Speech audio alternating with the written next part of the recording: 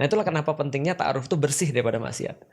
Iya, tapi analoginya kayak itu playground yang ini momen lu menunjukkan bagus-bagusnya aja, ngerti gak? Justru di ta'aruf nggak akan terjadi. Nah karena gini, kita lihat ya. Nah kita lihat nih, kenapa? Triknya ini Kenapa dari nggak? Ustaz Felix. Ya, contoh ya. Testimoni langsung. Siapa yang paling tahu Raymond? Raymond. Bukan, mamanya. Cihuhui. Nggak akan ada yang lebih tahu Raymond dibanding dengan mamanya. Benar. Maka ada sesi di mana, misalnya kalau ada yang mau sama Raymond dan sudah lu setuju sebagai calon istri lu, dia akan akses ke mama lu. Karena nanti kalau dia ngobrol dengan mama lu dan dia dapetin pada lu, nggak seperti kata mama, dia berhak untuk protes sama mama. Dan dalam kasus yang lain, kalau itu laki-laki, misalnya contoh ya, aku sama Raymond, aku selalu diminta jodohin orang. Tapi aku nggak mau, sebelum aku benar-benar kenal dengan anak ini. Karena aku udah kenal pun, dia seringkali berbeda. Contoh ya, udah 2 tahun aku kenal, 3 tahun aku kenal, aku tahu dong orang ini kayak apa. Aku sudah safar sama dia, aku makan bareng dia, aku ngajarin dia segala macam. Aku tahu dong kelemahan dia apa. Maka ketika aku menta'arufkan dia dengan orang lain, aku bilang aku tahu anak ini, aku jaminannya. Lebih enak kan? Oh ada jaminan. Ada jaminannya. Jaminannya ya kayak Mama Raymond yang lebih tahu Raymond tadi. Kalau misalnya mamanya Raymond sama Raymond kerja Bohong. sama, Kerja sama bohong. Iya. Itu kejadian. Maka kamu kau cerita nih, yang ngeri nih. itu ada lagi. Ada lagi. Makanya ini lagi Nabila gak sih? sabar. Ini objektifnya apa dulu nih Ustadz? Kalau objektifnya adalah untuk panjang banget nih kayaknya. Ada Ustaz, lagi. itu kalau Kak Raymond kan misalnya tadi mamanya. Nah kalau Nabila perempuan berarti ayahnya atau tetap mama? Kalau Nabila papanya. Oke. Tapi papanya pasti nanti selain papanya juga ada mamanya juga. Iya. Nih aku cerita ya. Ini ada ngeri nih. Karena ini persekongkolan nih. Hah? Ini Persekongkolan. ngeri-ngeri terus. Jadi mama gue makin Karena gini, takut loh. kan kita udah lewat bahwa pacaran nggak akan works. Maka kita masuk satu-satu pilihan ada ta'aruf. Cuma ta'aruf yang kayak apa kan gitu kan ya. Cuma aku cerita-cerita aja ekstrimnya supaya Feren suka. Kan Feren suka ekstrim nih. Yes. Nih aku cerita Fer. Ada cerita. Ini kisah nyata. Setelah nikah, ini aku nggak terlibat sih dalam ta'arufnya. Setelah nikah, karena aku nggak terlibat kan aku nggak tanggung jawab dong. Tapi dilaporin ke aku juga. Setelah nikah, ceweknya ini nggak disentuh selama 1 tahun. Karena Pertanyaanku sederhana, Rey, menurut lu Rey, kenapa cowok nggak mau nyentuh cewek yang dinikahinya? Alasan apa Rey? Dia guy. Sih, oh iya gay. Oh, oke. kemungkinan besar. Kalau aku menurut lu ada dua kemungkinan. Takut banget. Ada 2 kemungkinan. 1 dia berpenyakit, 2 dia berpenyakit. Ngerti gak? Mohon maaf nih. Itu dengan cara ta'aruf tapi. Itu dengan cara ta'aruf. Wah. Makanya sebenarnya memang kita harus ngelihat, makanya kan pentingnya kata Rasulullah, agama, bibit atau orang tuanya, keluarganya. Karena keluarganya bisa jadi bersekongkol nih. Itu gimana cara tahunya Ustaz? Iya, ini gitu. Nah, Ujung-ujungnya makanya pentingnya kita bukan manusia. Ini sistemnya sudah dikasih tahu sebenarnya. Cuman kita harus akses pada ibunya. Nanti aku cerita lagi yang ngeri juga lagi. Ini Ustaz, ceritanya. yang positif tambah masalah. Kan Gila-gilaan nih gue yang pancing positif nih sekarang. Ini Gue makin takut nikah. enggak gitu. Ustaz, Nanti aku setelah kesini itu tuh berharap ya biar gak takut gitu. nanti setelah itu aku kasih tahu yang bagus-bagus. Ini udah yang serem-serem dulu kan. Ya, biar lu siapkan. Nah, jadi ketika dia nggak itu berarti aku bilang ada 2 kemungkinan. 1, cowoknya punya penyakit fisik. Apapun itu gitu kan ya. Bisa jadi mohon maaf nggak bisa berdiri ataupun apa dan segala macam yang secara fisik Positive tidak thinking memungkinkan. ya Ustaz. Ya. Bukan positif thinking sih. Kan bukan kan? Bagus, kita sekarang bersekongkol. Kenapa aku yang jadi tersudut di sini? Oke. Yang kedua, secara mental dia blocking. gay. Oke. Oke. Bisa jadi. Oke, itu 2 kemungkinan ya. Nah, ini kasus pertama. Kasus kedua adalah bukan laki-lakinya nggak mau nyentuh. Perempuannya nggak mau disentuh. Nah, itu kan munculnya juga setelah nikah kan. Betul. Kalau ditaruh kan. Betul. Nah, ada 2 kemungkinan lagi. 1 penyakit, 2 penyakit. Ceweknya secara fisik nggak mampu atau secara mental nggak mampu. Maksudnya nggak mampu? Karena ada gini, Fer, ada penyakit-penyakit namanya ketika dia mengalami trauma di masa lalu, dia benar-benar nggak bisa ketika disentuh laki-laki. Nah, akhirnya kayak gini-gini ada solusinya, cerai solusinya. Oh iya, Islam kan boleh cerai. That's why. Tapi Islam ta'aruf boleh cerai. Iya. Nah, gua Oke, tapi kalau bisa nggak mau cerai. Nah, makanya sebelum nikah pas ta'aruf ada checklist fisik. Contoh ya, di zamanku karena belum ada pap smear. Tahu pap smear? Enggak. Bunda ya itu Marahin mah. Aku mikir karena itu untuk orang yang udah menikah atau udah punya anak Ustaz. Ya, itu Enggak juga. intinya pengecekan inilah Rahim. rahim dan kesehatan. Kalau zaman dulu belum ada pap smear dan segala macam, kita cuma nanya siklus haid. Aku nanya siklus haid Ummu Lila. Karena siklus haid itu menandakan kesuburan. Ya. Oke. Dan laki-laki akan tertarik dengan perempuan yang ini. Benar. Karena itu menggambarkan kesuburan juga. Itu secara fitrah. Nah, maka kemudian ketika kita udah cek segala macam, termasuk ngecek penyakit-penyakit bawaan. Termasuk lu yang lu bilang tadi, itu lu jenius. Bawa ke psikoanalisis. Nah itu. Psikotes. Psikotes. Ya, analisis Menarik sih psikologis. kayaknya itu Kak. Ya, karena sekarang itu jauh lebih diperlukan daripada analisis fisik.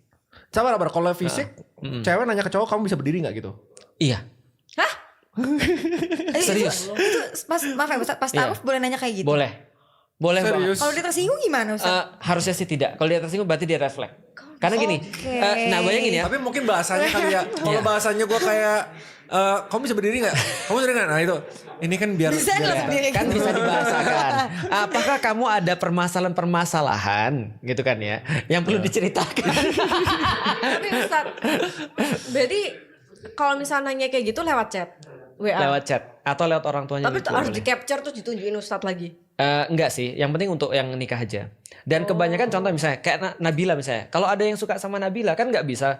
Nabila buka kerudung dong, kan nggak bisa, ya kan? Nah, dari mana aku tahu telinganya ada 2? Terus siapa Itu tahu, benar. ya kan? Tapi Ustaz katanya kalau udah proses yang khitbah itu boleh. Boleh untuk nazar, tapi ini agak tricky. Karena ada orang tadi yang Takut main-mainin. juga sih, Ustaz, Ya kayak makanya lebih baik nanya ibunya, Bu ini Nabila kupingnya ada berapa? Kan gitu kan ya. Ya, Nanti ya, ibunya yang menjawab. Emang kenapa kalau kuping? Iya Ya misalnya kan kita nggak tahu kan ditutup nih. Kayak siapa tahu misalnya juga satu. 3, Iya. Emang masa langsung ditolak? Iya kan siapa tahu ada orang pengen 2. Intinya biar tahu semuanya. iya. Ini proses taaruf gimana caranya kita tahu semuanya sebelum nikah. Iya. Intinya Iya kan? itu pertanyaannya. Iya benar. Heeh. Ya Kalau udahlah. iya kan siapa tahu dia pengen kupingnya Iya, 2 benar-benar. gitu maksudnya. Preferensi ya, punya kuping Preferensi. Iya, jadi kan ini gimana caranya proses kita tahu semuanya Ya. sebelum nikah. Nah, yang fisik dia bisa nanya sama ibunya. Di Google bisa loh di Ustadz googling ya. bisa gitu kan ya. Itu kalau yang dari awal udah kerudungan kan nggak bisa ya. Itu nah tapi artinya dia bisa menanyakan seperti itu sampai di titik itu dia bisa. Nah, itu meminimalisir dan nggak perlu dicoba seperti orang pacaran. Kalau orang pacaran itu akhirnya pelajaran anatomi mulu. Itu benar. Remon ini gak terima terus ya dari Gua tadi masih ya. Oke. Gak apa-apa kan di sini kan memang gue Iya, masih saatnya berdosa dan menguji. belajar ya. Berdasarkan Karena emang pengalaman ceritanya Raymond Ustadz bikin Chin. takut juga sih Kak. Iya. Jujur aja. Tapi Nggak, kalau soalnya gini, kalau pas pacaran sama juga bahkan lebih parah. Gini, kalau di rumus dalam psikologi itu gue summarize ada 3C. Sebenarnya Oke. banyak 3C, ya kan? Satu. Compatibility, chemistry, baru komitmen. Oke. A good marriage tiga-tiganya harus ke checklist. Oke. Compatible tuh yang tadi Ustadz udah bilang kayak mau kayu yang sesuai dengan kebutuhan apa. Betul. Tapi sama-sama sesuai. Betul, Apa yang satu gua mau, apa visi. yang gua sama. Betul. Chemistry ini baru ways of workingnya. Kalau Oke. bahasa teknisnya. Mm-mm. Dalam ngelakuin sesuatu, cara ngelakuinnya sama atau enggak. Betul. dan lain-lain. Itu in a way kalau modern ya harus coba dijalanin bareng. Oke. Kalau ekstrim ya liberalisme banget nih, coba tinggal bareng, Mm-mm. coba apa bareng. gitu. Betul. Walaupun ya sebenarnya kan orang-orang yang mungkin nggak mikir dari Iya. segi agama ya. Kalau compatible, udah chemistry, then a matter of commitment aja. Oke. Nah prosesnya kan gitu kalau Ya. modern civilization Oke. ya. Kalau taruh gimana ya? Nah compatible-nya gue ngerti. Oke. Bisa nih. Chemistry ini kita bahas ya. Chemistry-nya. Oke. Bagus nih. Belum lagi gini ya. Ini aduh bahaya banget sih. Nih anggap Ngomong aja. sexual chemistry. Oke. Ya misalnya gitu. Raymond. Hey, Iya iya gimana? kalian misalnya sexual Iya, iya, chemistry Iya, lah. iya. Sexual chemistry itu gimana sih? Even financial chemistry. Ya pokoknya benar-benar sedalam itu, sedip itu nggak sih ya. Ya analoginya kan ini hal-hal yang sebenarnya bisa bikin celah. Iya iya iya. Cerai gitu. Iya. Ternyata nggak cocok dalam Oke. bersetubuh gitu Oke, misalnya. oke. Aku sebagai orang yang sudah Nggak usah. menjalani yang kalian belum jalani ya, izinkan Bapak menjelaskan. Ustadz mau tambahin juga. Apa? Soalnya di teman-temanku tuh yang udah married, Iya. itu ada yang juga komplain. Kayak Iya. misalnya ya seksual chemistry itu Iya, kayak padahal udah pacaran kan?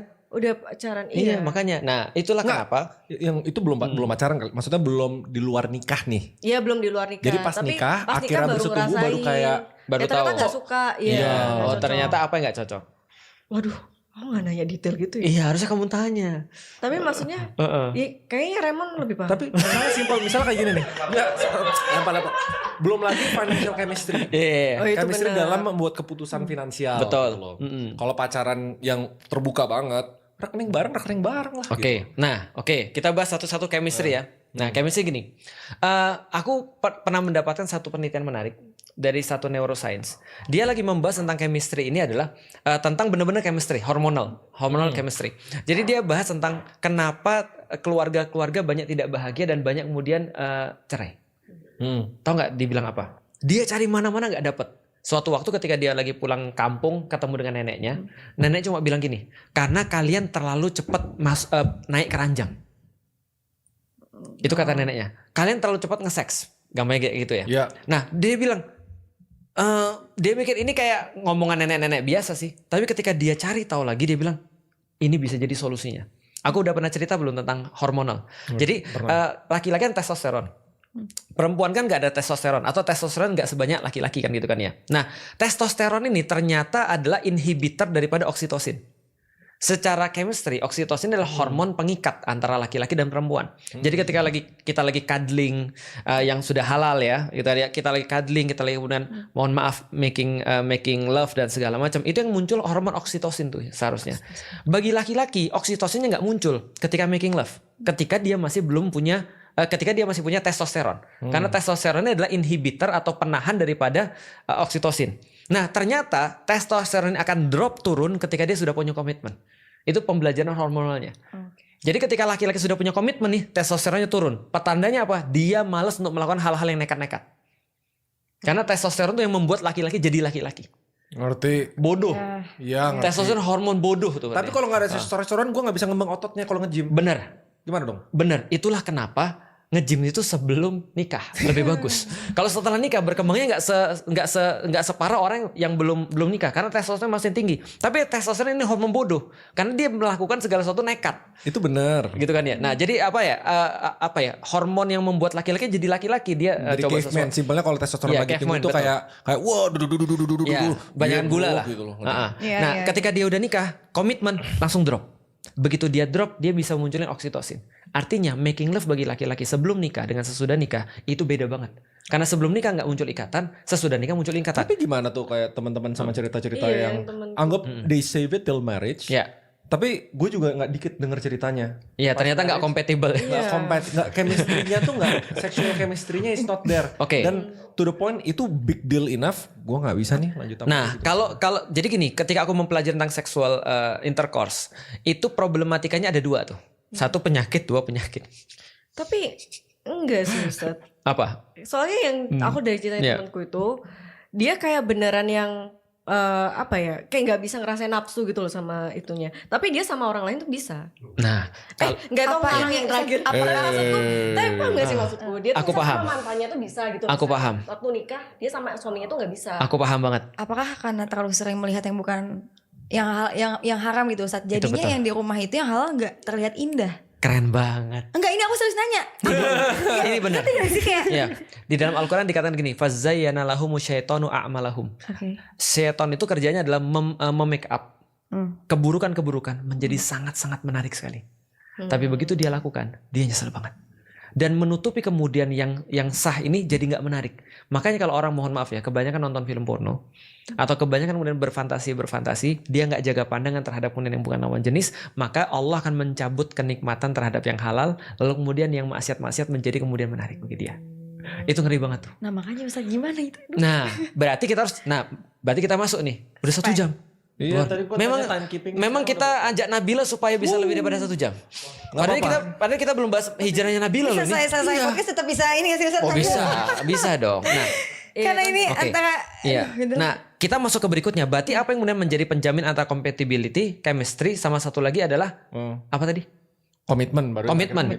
Nah, berarti bukan pada manusia. Berarti harus dikasih pada sesuatu yang lain. Di dalam Islam, kita menjaminkan rasa cinta kita pada Allah. Jadi kita mencintai karena Allah. Makanya ketika ada orang bilang ana uhibbuka fillah atau uhibbuki fillah pada perempuan, maka kemudian dia mengatakan bahwa aku mencintai engkau karena Allah. Berarti dia mencintai Allah dulu, baru dia mencintai orang ini. Artinya dia akan memuliakan orang ini sebagaimana dia taat sama Allah. Itu jaminan banget. Oke, kalau itu gue ngerti. Nah, tinggal kita lihat nih, ini orang komitmennya terhadap Allah seperti apa. Karena kalau komitmennya terhadap Allah itu bagus, maka dia pasti nggak akan red flag terhadap perempuan. Let alone ada problematika seksual. Kecuali kalau problematika seksual ini masalahnya fisik misalnya. Nah kalau masalah fisik itu memang nggak bisa nggak. Tapi kalau masalahnya kalau masalah adalah sesuatu yang bersifat tadi maksiat, itu bisa dihilangkan gampang sekali. Tapi kalau masalahnya sudah kayak tadi ya, mohon maaf, ada frigid, lu tau frigid? Apa tuh? Oh belum tahu ya. Frigid itu cewek yang kalau disentuh langsung beku dia. Apa? Dia langsung nggak bisa disentuh dia. Jadi disentuh langsung kejeng-kejeng. Wah. Iya, karena ada traumatis. Oh, kasihan. Kasihan banget. Jadi memang, nah kayak gini-gini kalau memang sudah pas kita ketemu, ya nggak langsung dibalikin memang pada orang tuanya. Baik laki-laki atau perempuan. Yang lebih bahaya sebenarnya Nabila adalah ketemu cowok red flag yang pakai tangan. Dan kadang-kadang itu Dan topengnya. terakhir loh. Nah betul. Dan topengnya soleh. Topengnya soal Betul. nih, psikopat itu yang bikin psikopat adalah dia selalu bisa menyembunyikannya kecuali di topengnya nggak sengaja kelepas pas mereka di pojok gitu. Hardship, ya betul. Iya. Nah ini yang aku cerita. Nah ini kita nggak ada obatnya. Karena mau apapun memang nggak ada obatnya. Maka tergantung bagaimana kita benar-benar ta'aruf tuh benar. Contoh ya, aku punya teman yang orang tuanya sudah ngajak pergi umroh sebelum nikah sama dia. Sama anaknya. Anaknya perempuan. Aku punya anak perempuan. Jadi dan umroh aku sama bareng sebelum takutnya. nikah. Iya. Safar lah pokoknya. Karena safar tuh akan mengeluarkan hardships. Yang memunculkan karakter seseorang tuh safar. Lu kan kelihatan safar tuh jalan bareng. Bepergian.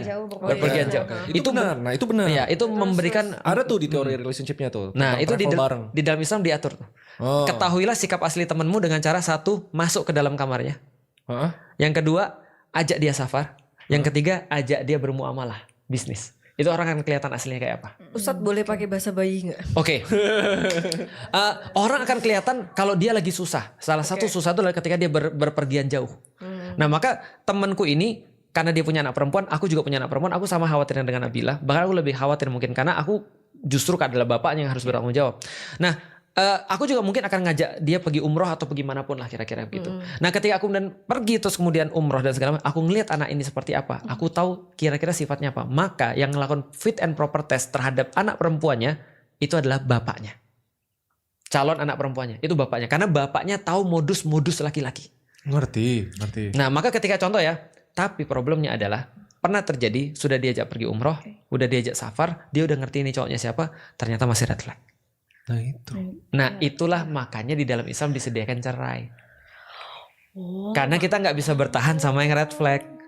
Makanya bagi perempuan-perempuan kita kemudian advokasi. Kalau kalian melihat ada laki-laki yang kemudian dia tiba-tiba langsung terus kemudian berbuat kekerasan, baru ketahuan pas udah nikah, nggak ada salah dan nggak ada dosa dan nggak ada malu ngomong dengan orang tua, langsung diurus, pisahin. Gitu. Nah, Makanya harus tanya sama Allah dulu utama Ustadz. Iya, pertama. Ibaratnya sekecil apapun kita sama makhluk, kita ngerti gak sih Ustadz Betul. pasti menjalankan komitmen pernikahannya karena Allah. Betul. Begitu. Yang Tapi kalau awalnya. udah main tangan, kecuali Udah main selingkuh, tangan. udah maksiat, Ya, ya udah selesain. Jadi Jadi mau ya Ustadz ya. berarti semua udah checklist itu kan sudah ya namanya kemampuan manusia kan Rey. Ya namanya kayak gitu-gitu kan kita nggak tahu kan namanya jackpotnya kayak apa kan. Nah tapi kalau semua checklist udah ada itu meminimalisir banget terjadi kayak gitu. Benar. Oke. Tapi itu berarti kayak gitu ya. Apa ta'aruf tuh jadi kesannya punya branding transaksional. Transaksional misalnya? Semuanya tuh teknis, checklist dan lain-lain. Sedangkan kan masih banyak kalau di modern relationship ya. Feelingnya di mana gitu. Kayak kan kita punya intuisinya. Sampai Bagus. ini kok kayak off ya. Ini kok kayak ini ya. Nah Kalau itulah didapetin ketika ta'aruf. pas di periode gimana kan masalahnya gini. Chemistry atau personal feelingnya kan muncul kalau misalnya berdua nih misalnya. Betul.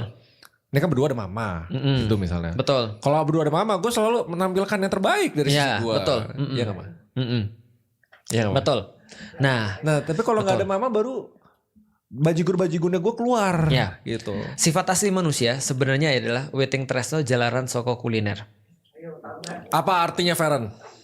Rey, aku punya solusi buat kamu. Kalau misalnya kamu takut cerai, kamu Kristen aja.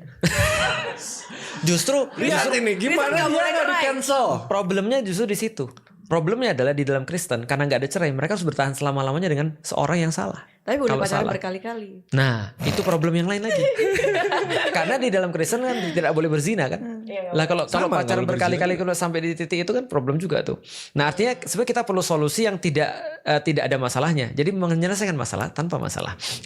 Nah, Tadi kata-katanya satu apa belum dilanjutin? yang mana? Tadi bahasa apa? Oh, waiting tresno jalanan soko kuliner. Ya, itu apa? Cowok semua ya kalau sekarang kuliner karena Kuliner. makan. Nah jadi sebenarnya kalau soal chemistry itu sebenarnya kalau manusia cowok sama cewek ditaruh berdua itu sudah pasti kalau cowok sama cewek menjalani waktu lama itu pasti saling suka. Sebenarnya gitu sebenarnya. Nah, maka di dalam ta'aruf itu juga difasilitasi.